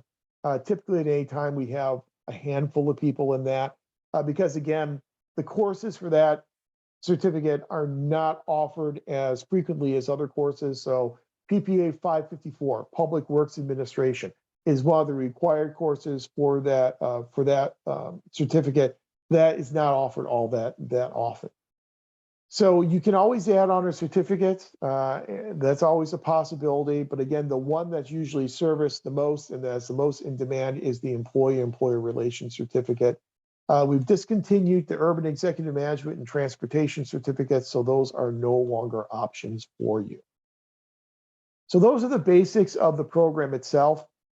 When you take 697, you complete your 5 case studies and your final skills self-assessment, you will then submit your student learning portfolio. And I know you've been introduced to this before, but let's just go through the portfolio again, what it is, what comprises a portfolio, and how you submit that portfolio. And I know it's early, you're in your first semester, you're not gonna be doing this for maybe a couple of years, but it's always good just for you to be familiar with what the portfolio is and why we use it. So the student learning portfolio was designed to be a record of your accomplishments, a professional journal, a visual assessment tool, and hopefully assistance for employment or promotion. Over the years, we have changed the nature of the student learning portfolio to try and streamline it to make it a little bit easier to do. In the past, we were having you put in awards that you earned and all those different types of things. We have stripped all that away from the student learning portfolio, so that now the student learning portfolio consists of 3 sections, and only 3 sections. The first section of the student learning portfolio consists of your initial skills self-assessment and that final skills self-assessment that you will do in 697. So the first element for your portfolio, you will be completing here in this class within a couple of weeks, your initial skills self-assessment. Then in 697, once you've completed your 5 case studies, you will redo that in the final skills self-assessment. And then the initial and the final skills self-assessments will go into part 1 of your student learning portfolio. There are no approval forms for it. You just put them in as you have created them.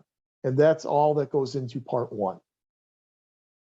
Part 2 of your portfolio will consist of what we call the pre and post instructional assignments that you will complete in your core courses, with the exception, obviously, of this course and 697. There are no pre and post instructional assignments in this course because it's the introductory course, and obviously there are none in 697 because you're completing just your 5 case studies.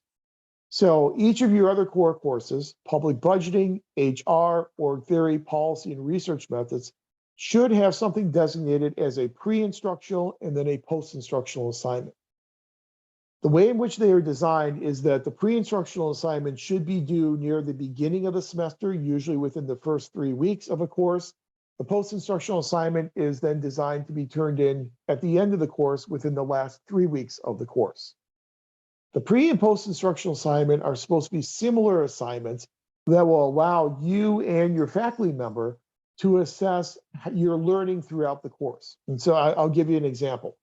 Whenever I teach public budgeting, the pre-instructional assignment that I use in public budgeting is I require that everyone obtain a city budget or a local government budget, read that budget, and then answer 8 basic questions. That's their pre-instructional assignment. There are no right or wrong answers on that. So if you don't have the information to answer a question, you can literally say, I do not have the information to answer this question. Then the post-instructional assignment is basically a redo of those 8 questions at the end of the course using all the information that you've learned throughout the public budgeting course. So we can compare your answers coming into the course to your answers leaving the course and see how much you have learned and how much better you're able to answer these questions after being exposed to all the information in the course. Now, every core course, with the exception of 500 and 697, should have pre and post instructional assignments.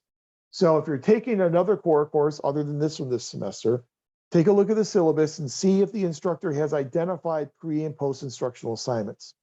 If they have not, or if it's not terribly evident what's pre and post instructional, ask the instructor, because you'll need to include these pre and post instructional assignments in part 2 of your student learning portfolio. Now you'll be including them as you submitted them. So you don't have to include them with any revisions or any corrections. There are no approval forms here. You literally will just be turning them in as part 2 of your student learning portfolio. And then the third and final part of the portfolio will be those 5 case studies that you completed in 697. So those 5 case studies go into part 3. Those 3 parts then comprise your student learning portfolio. So as you can see, the portfolio is something that you will be building throughout your time in the program. Every time you take another core course, you'll be producing another pre and post instructional assignment. Once you finish 697, you'll have those 5 cases. You'll be building this throughout your entire time in the program. But again, once you turn in this student learning portfolio, you'll be doing this after you've completed your 5 case studies and your final skills self-assessment in 697. You will submit that portfolio electronically through OneDrive to your 697 instructor. If you happen to have different instructors for your 2 sections of 697, pick your instructor you want to submit it to and submit it to that instructor. And the instructor will just review the portfolio, make sure all 3 parts are there. They won't go through and regrade or reevaluate anything for a grade. They'll just make sure that everything is there, everything is organized, and then they will sign off on your portfolio. The way in which we do it administratively is whenever a faculty member approves a portfolio, they will then send an email to either Kathy Allen or Geraldine Miono, our 2 administrative support managers within our department. If your last name is A through L, I think it goes to Kathy. If it's the end of the alphabet, the faculty member will send it to Geraldine. They will then notify enrollment services, clear your project requirement. And then what you will see is then on your transcript, there'll be a notation on your transcript saying graduate project completed. When you see graduate project completed on your transcript, that means that enrollment services has signed off on your portfolio being done. So that's how the portfolio process works. Again, with the submission of the portfolio, we're doing it all electronically now. So no more paper portfolios. Your portfolio gets submitted via OneDrive. I put together, when I was chair, a video describing how you submit your portfolio through OneDrive, kind of going step by step through how you go through that process. That video is provided both on our website, our departmental website, as well as provided on Beachboard. I think we're still using Beachboard for 697. It will also then be transferred over to Canvas whenever the department makes the full transition to Canvas. So you can watch that video and it'll give you, again, step by step in terms of how to use OneDrive to submit your electronic student learning portfolio. The deadlines for the portfolio are in the semester in which you are graduating. If you are graduating in the fall semester, your portfolio must be submitted no later than December 1st. If you're graduating in the spring, your portfolio must be submitted no later than May 1st. That then gives your instructor time to go through and approve your portfolio and then process that approval through enrollment services. So there are those deadlines. Again, I know we're probably a couple years away from this, but there are some deadlines you need to be aware of as you prepare and submit your portfolio.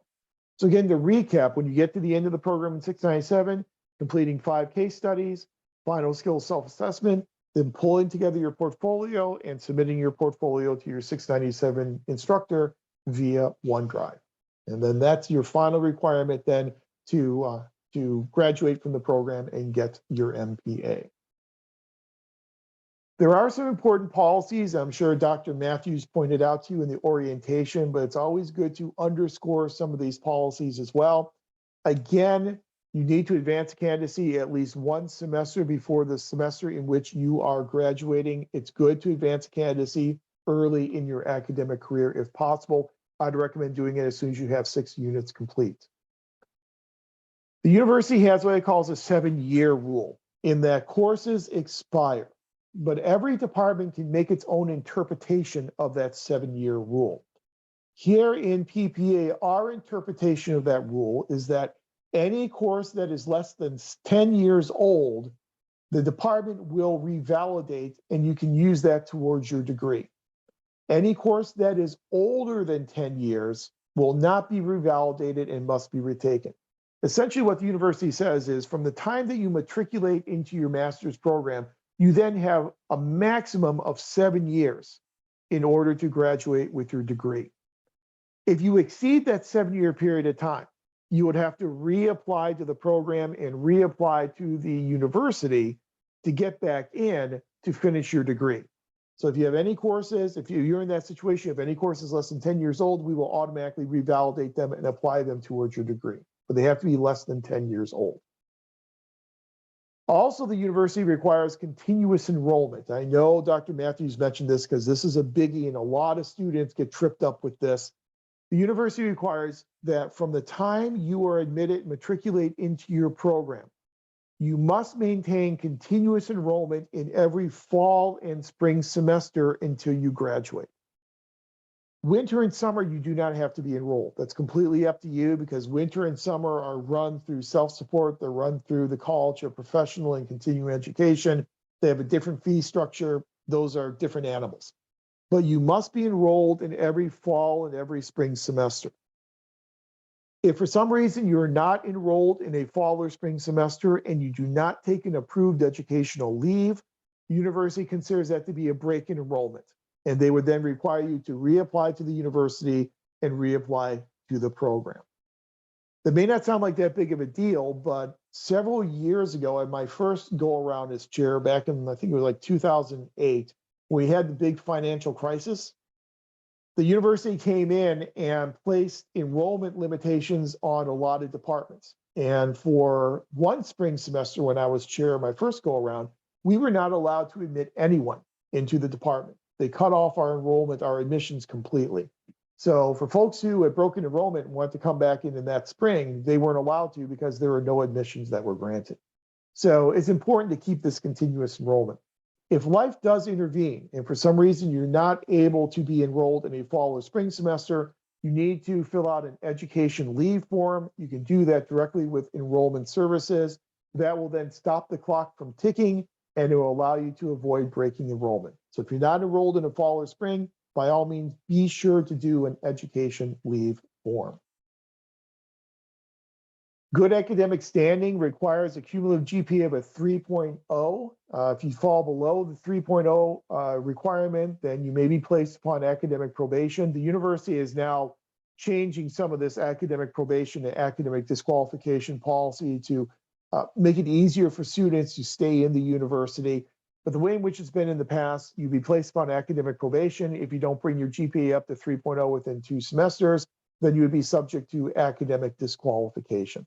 But again, the university is putting some policies and some resources in place to help students who are in that situation.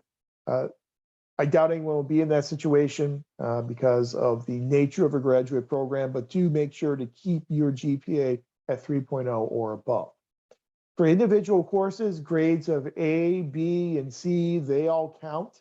So there's some people come in the program and say, well, if I get a C, that course doesn't count. It does count. You can get a C and have that course count. But if you get a C in one course, you have to balance it with an A in another course to keep your cumulative GPA at least at a 3.0. Hopefully you won't need to use it, but there is a grade appeals policy at the university, in the college, and here in the department as well. If for some reason you need to appeal a grade, you need to do that within the first 40 days of the following semester of when the grade is earned.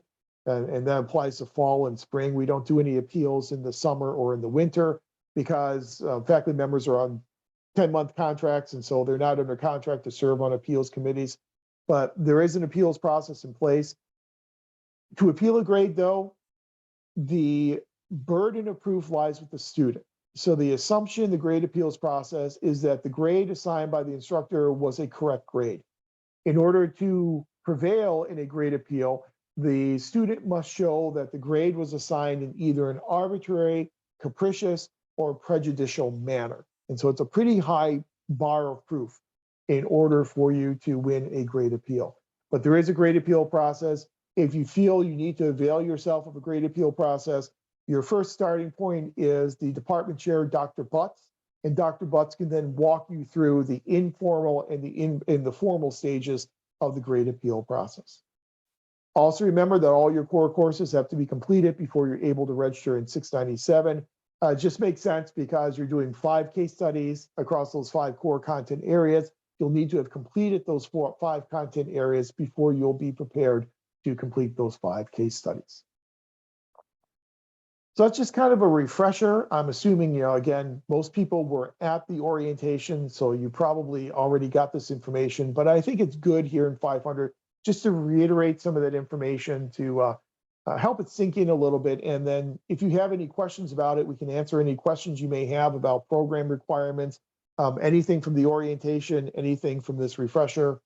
Feel free, if you have any questions, feel free to ask, and we can answer them now. If not, if you don't have any questions now, you can always email me. I'm happy to answer any questions you have. But any preliminary questions about any of this program information?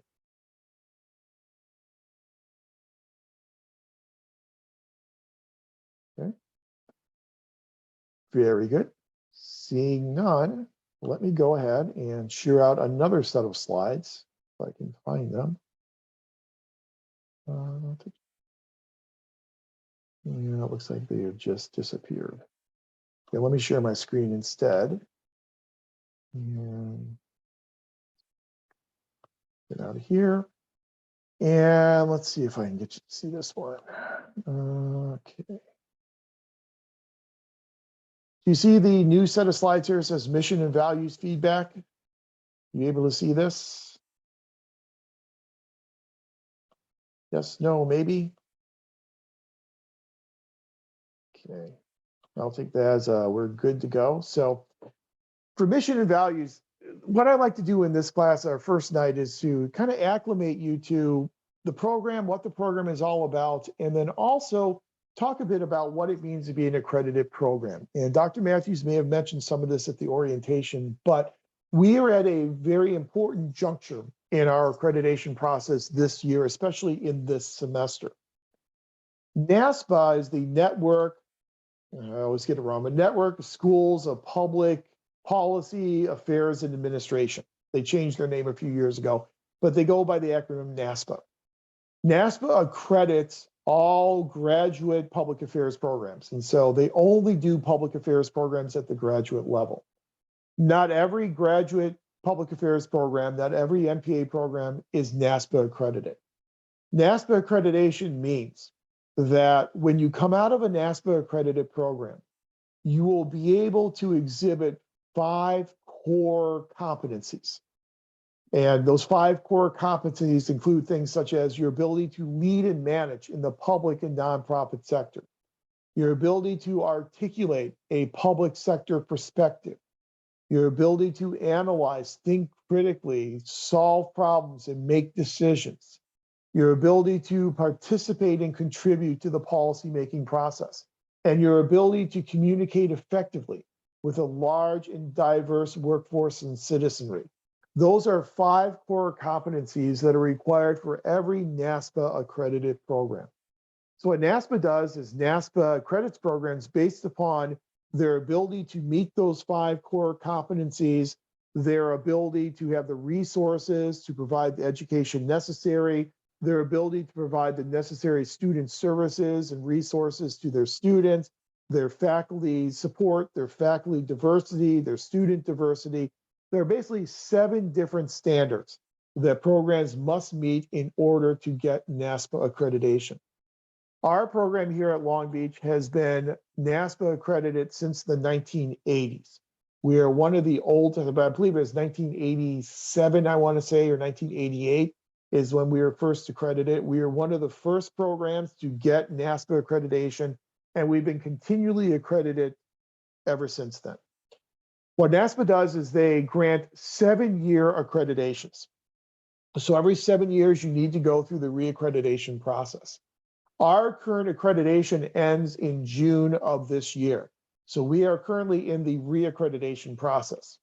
Dr. Butts and I and other faculty members worked on putting together a self-study that we submitted to NASPA back in August. NASPA reviewed that self-study, and then they assigned a site visit team that will be visiting us in beginning of March. I believe they're going to be here from like March, I want to say March 8th through the 10th or something like that. They'll be here for 3 days. That site visit team will come, we'll visit, we'll talk to students, we'll talk to alumni, we'll talk to faculty, we'll talk to administrators, probably Office of Diversity.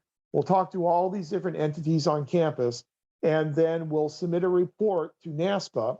NASPA's Commission on Accreditation will then review that report, will view the self-study, and then we'll make an accreditation decision by June or July of this year. It's a very intensive process. I served for 3 years on the Commission for Accreditation, so I can tell you that commission gets together for 3 days. They lock themselves up in a room. Lunch and dinner gets brought in. You don't leave that room. You just go through all these reports and all this documentation for 3 full days to decide which programs get accredited, which programs are not accredited. So it's a very, very intensive process. So our site visit team is going to be coming in March. So our accreditation hopefully will then be reaffirmed in June or July, and then that will be another 7-year accreditation that will take us through the year 2030. So that's the accreditation process, and that's why I said we're at a very important juncture right now as a program, because we've got our site visit team scheduled to come in March. As part of the accreditation process, programs are required to basically holistically review everything related to the MPA program. And that includes the mission statement for the program as well.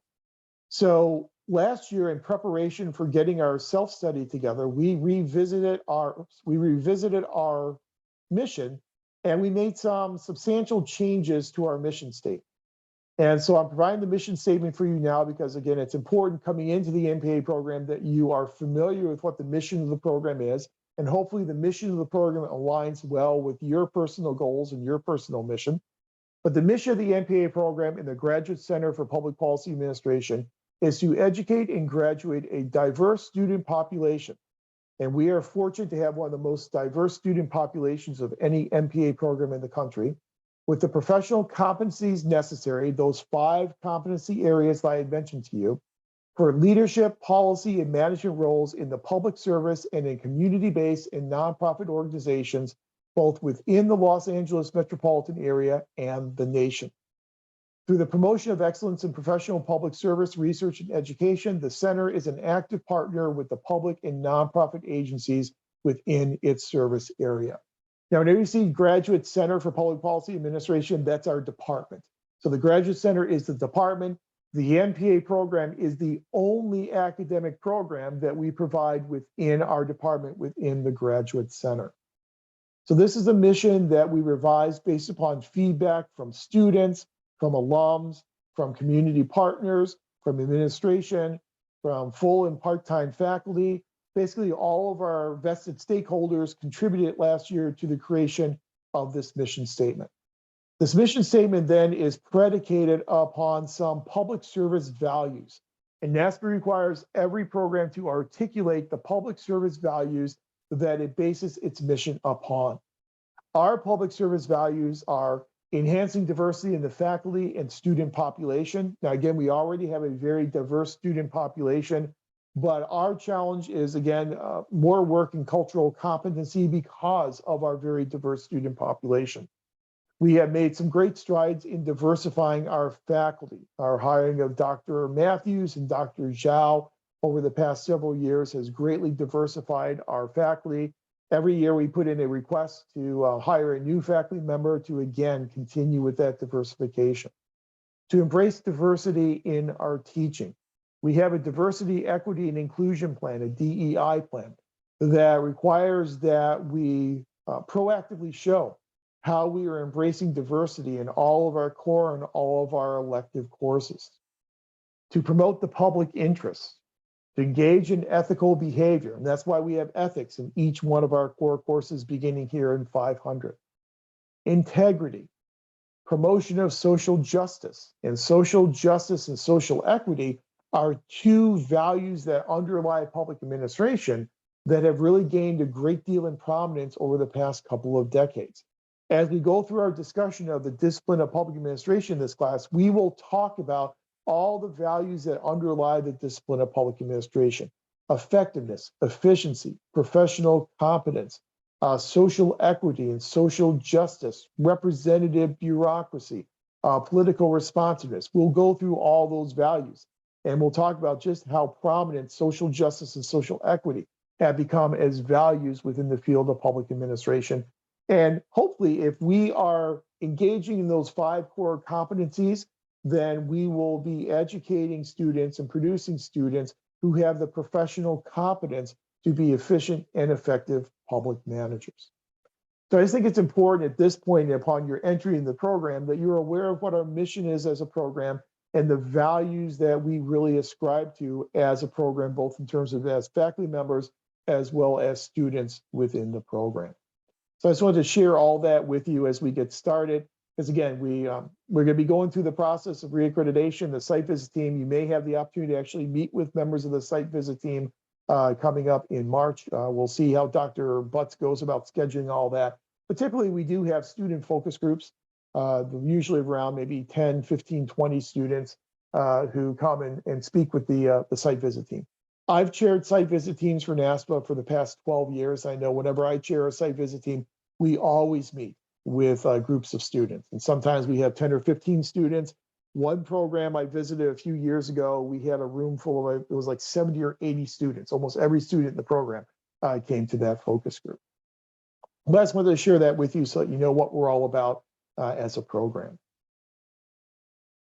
Let me now, in the time we have remaining, go ahead, and I hope I'm still logged in. I may not be, but I'm going to see if we are. Let me go ahead and go in. I'm not logged in anymore, am I?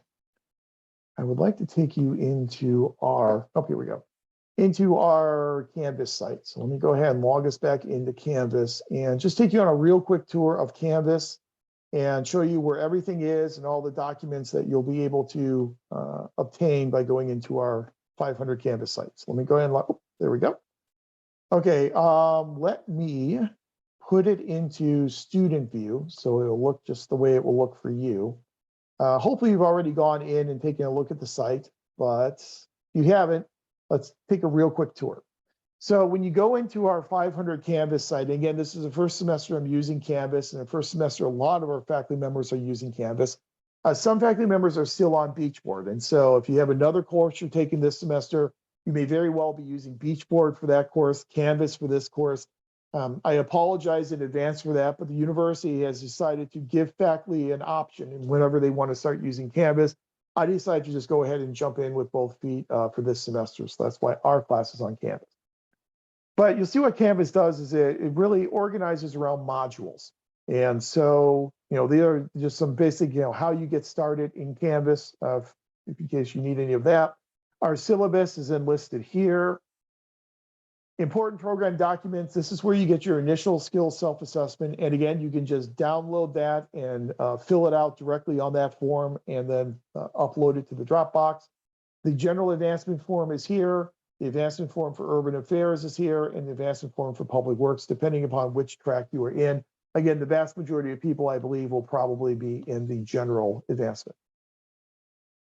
Then I have some documents we're going to be using for our discussion of American government, a copy of the Articles of Confederation, our first Constitution, our current Constitution, and then those Federalist Papers. And I've also broken out the Federalist Papers we're going to be looking at, numbers 10, 31, and 51. So those are all available for you there. Those budget documents we'll be dealing with when we get to the management of financial resources. So you can worry about those later. Here are some of our week 1 documents again, just for one-stop shopping. The syllabus is here again. The slides that we've used tonight are here. The initial skill self-assessment and the advancement to candidacy form are there as well. I like to kind of have some redundancy so you can find them in multiple places. Here are the slides we're going to be using for next week in week 2, slides for week 3, slides for week 4, slides for week 5, slides for week 6, slides for week 7, and then some supplemental information here on managing human and fiscal resources. The link to get into our session is there, but you already have that since you're here tonight. And then whenever we finish up tonight and I have this recording done and ready to upload tomorrow morning, I will upload it here. So Zoom recording spring semester 2023, that's where you will find the recordings for each of our Tuesday evening sessions. When you are ready to work on your Canvas essays, your discussions, they are right here. So your introduction, you can just click on that and then reply with your brief introduction. You can do it right there, type right into the discussion area. Then you have essay 1, 2, 3, 4, and 5. I don't know why they're not in numerical order, but those are the ones that will then be graded. So that's where you'll be doing your discussions. Our assignments are here. So here are your assignments. Your initial skills self-assessment is right there. So you can submit your initial skills self-assessment by just uploading it in that area. And then the same type of thing with your draft advancement to candidacy form. And those are where they will go. You've got your midterm and final, which are not showing up on here because I do not have them published and we're in student view. But again, 2 weeks before they are due, I will publish them and then they will pop up here in your modules and you'll be able to complete your midterm and final and have drop boxes for both your midterm and final as well. One more thing I do want to point out to you, and this is something I haven't mentioned yet, but it's a new addition for this semester's 500 course, is I have a practice quiz. And it's not graded, it's anonymous, but this is an American government pre-assessment. It's a 20-question pre-assessment whereby I've listed 20 basic questions about American and California government. I would ask that you go and take this pre-assessment before next Monday, if you would. I have it expiring on the 30th next Monday. It's a 4-minute assessment. There are 20 basic questions that you have to answer. They're multiple choice questions. You have to answer them in 4 minutes. The reason for this is, again, it's a pre-assessment to allow me to kind of gauge where everyone is at in terms of how much they remember about some basic elements of American government and California government. It is anonymous. It is not graded. So don't worry if you don't do well on it. That's not going to be recorded anywhere. I won't know who scores what on it. I just get the aggregate scores. And again, we're using it just as a pre-assessment to kind of see where the class is in terms of what you remember about American government. So all you have to do is just click on that and then go ahead and click take the quiz. Again, once you click take the quiz, your clock will start and you have 4 minutes then to answer those 20 questions. Okay. Again, not graded, just something that I ask that you will do before Monday, because it does disappear and goes away on Monday. So that's our Canvas site. Again, pretty easy to maneuver around. If you have any questions about where you access documents or how to maneuver around it, just let me know. Send me an email. I'd be more than happy to answer any questions you have. And that's all I got. That's our introduction to the class, introduction to the program, introduction to Canvas. That's about it for the evening. So do you have any questions about any of this information that we've covered so far tonight? Everybody good? They're a quiet bunch tonight. Okay. All right, if we are good, then I promise you we'll have an early session. So we're gonna have an early session tonight. Next week, when we get together again, please remember we have Kelly Janicek, who's coming in the first half of class. Then the second half of class, we'll get started talking about American government. Please do the pre-assessment on American government by Monday, and then also post your introduction to the introduction discussion area. Again, both of those things are ungraded. Okay. All right, I will have this recording then posted up to our Canvas site by tomorrow morning. If you have any questions, feel free to reach out. Otherwise, I'll talk to you again Tuesday at 4. Take care, everyone. Have a good night.